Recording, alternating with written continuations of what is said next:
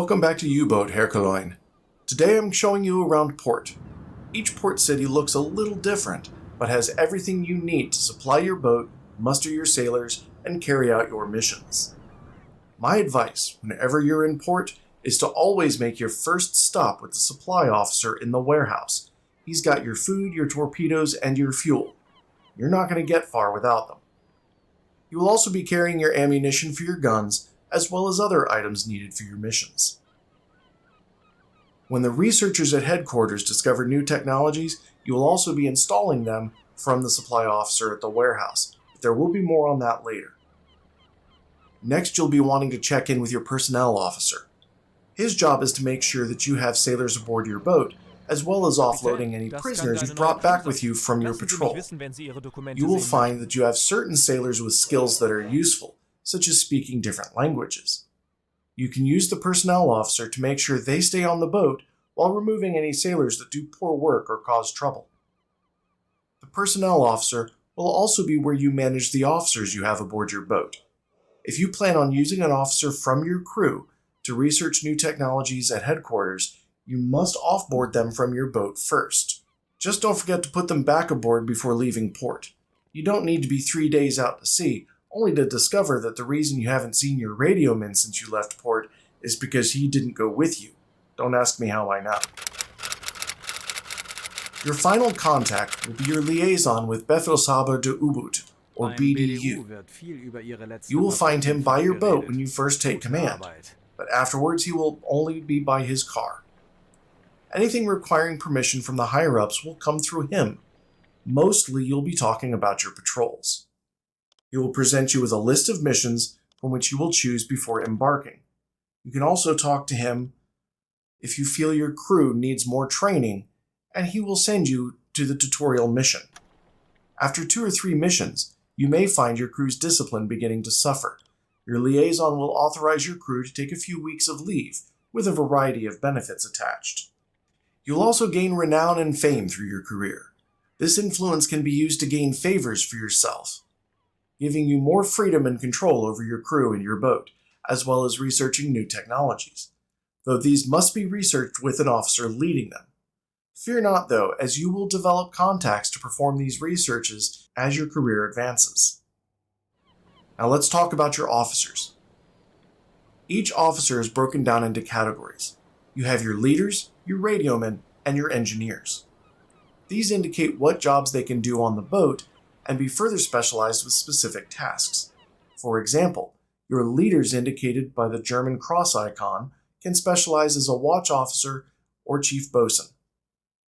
Both of these will adjust the priorities of the officer. Watch officers prioritize standing watch and manning the periscope, with less emphasis placed on navigation, while the chief bosun will prioritize navigation while managing crew relations. It's important to experiment to find a balance that works best for you. Your engineers are indicated by the crossed wrench and screwdriver. They are primarily in charge of your engines and weapons. Assigning them as chief engineer will prioritize repairs and engine maintenance. As a mechanic, their priority shifts from engines to weapons maintenance and loading, as well as salvage. But remember that they can still do each other's jobs, so if you don't need anyone on the engines, you can send your chief engineer to reload a torpedo and vice versa. Your radiomen are the ears of your boat. When you are on the surface, they're on the radio. When you're submerged, they're on the hydrophone. You will come to rely on them for tactical information during action, as well as new orders from and reports of sunk targets to BDU. They will also make for excellent medics, as when your boat has been damaged, you generally want your engineers occupied with repairs and your leaders occupied with leading. As you progress through your career, you'll find a balance of officers that works for you. My recommendations are as follows.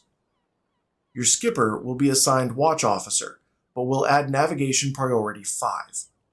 Your second leader will be assigned chief bosun, but removing the cooking and the card playing priorities. You can assign those manually as needed. Radioman will be assigned technician, but raising the medic priority to 9.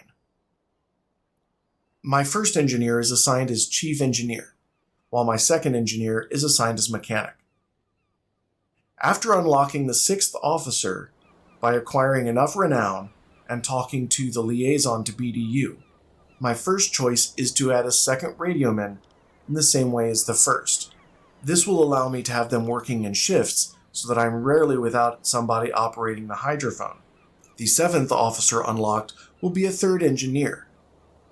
His job will be helping to load and maintain torpedoes, but will also man the engines when the chief engineer is at rest. You can also manipulate where your officers are on the bottom of the UI to help you keep track of them. Another way to keep track is to adjust their hats accordingly. In the previous episode, I recommended leaving the white cap on your commander. I will similarly assign my chief bosun the black cap. My radio men are usually wearing glasses and/or knit caps that won't interfere with their headphones. My engineers will be wearing the aviator hats that they can use to cover their ears to help protect them from the noise of the diesel engines. When supplying your boat, it's important that your logistics are organized. I start off by selling all of my SS ammo at the warehouse. These are essentially flares.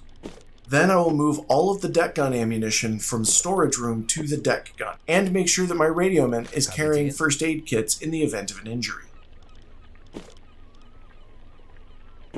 My next goal is to ensure that the galley is well stocked with a variety of foods, especially fruit. It won't actually go bad, and you don't have to feed it to the sailors, but having fruit on board fights scurvy, and serving 2 types of food at the same time will help raise the men's morale. Each port has 1 food that is free, and I recommend always stocking up on it and using that to give to survivors in lifeboats if you are so inclined.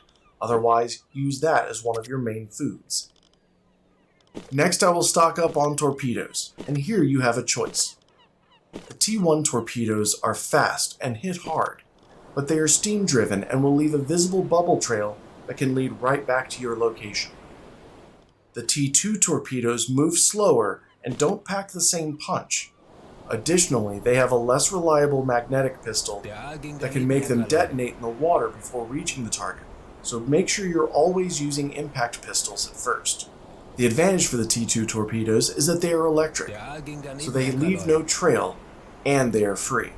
For early economic advantages, stocking up on T2s would be a wise decision.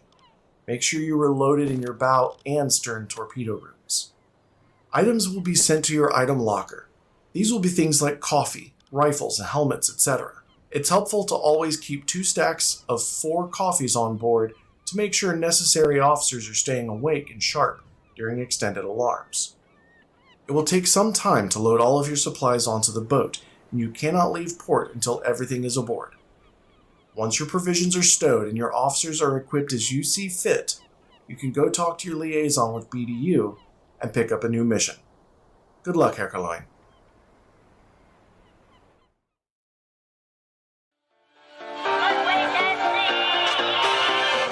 I mean the kind of music men hum or whistle when they feel on top of the world. And gentlemen, one of the many things that give you that tip-top feeling is the pleasure of being well-dressed.